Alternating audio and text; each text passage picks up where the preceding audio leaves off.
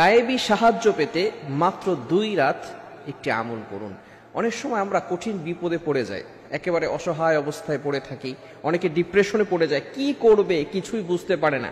হতাশ হওয়া যাবে না। Never lose hope, never give up. মুমিন কখনো হতাশ হয় না, মুমিন কখনো আশা হারায় না। নিরাশ হয় কাফেররা, মুমিন কখনো হতাশ হয়ে যায় না। মুমিন সব সময় আল্লাহর উপরে ভরসা রাখে। বিপদে পড়লে আল্লাহ তাআলা আমাদেরকে ফর্মুলা দিয়েছেন, টিপস দিয়েছেন। বিপদে পড়লে আমরা কি করব। আমি একটি আমলের কথা বলবো, তবে আল্লাহ তাআলা আগে কি বলছেন সেটা আগে শুনেন।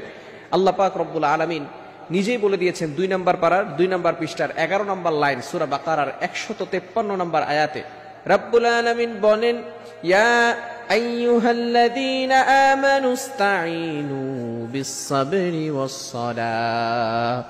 রব্বুল আলামিন বলেন, হে ঈমানদারগণ, ইয়া আইয়ুহাল্লাযীনা আমানু ইসতাঈনু বিস-সাবরি ওয়াস-সালাহ, তোমরা সালাত এবং ধৈর্যের মাধ্যমে আল্লাহর কাছে সাহায্য চাও।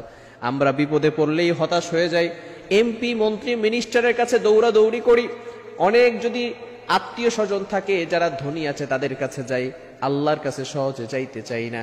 কিন্তু আল্লাহ পাক রব্বুল আলামিন জানিয়ে দিয়েছেন, যখনই বিপদে পড়বে তখনই সালাত এবং ধৈর্যের মাধ্যমে সাহায্য চাইতে হবে আল্লাহ তাআলার কাছে, আর কার কাছে নয়, একমাত্র আল্লাহ তাআলার কাছে সাহায্য চাইতে হবে।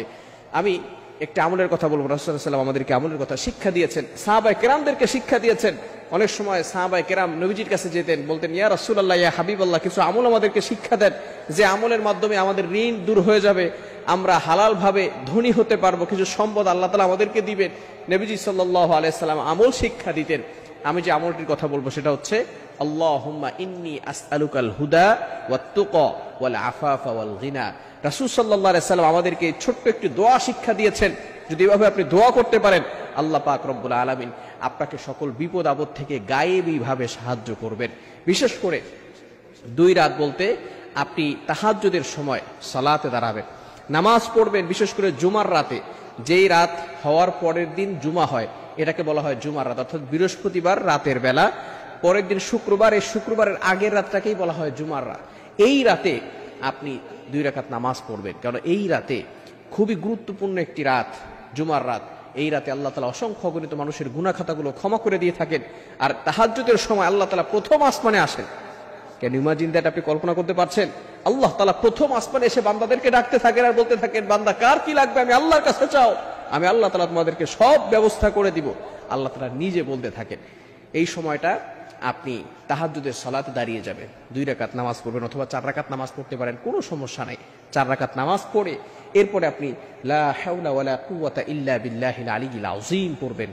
100 বার লা হাওলা ওয়ালা কুওয়াতা ইল্লা বিল্লাহিল আলিয়্যিল আযীম, এবং 7 বার আল্লাহুম্মা ইন্নী আসআলুকাল হুদা ওয়াত তুকা ওয়াল আফাফা ওয়াল গিনা। এটা পড়ে এরপরে আপনি আল্লাহর কাছে দোয়া করেন।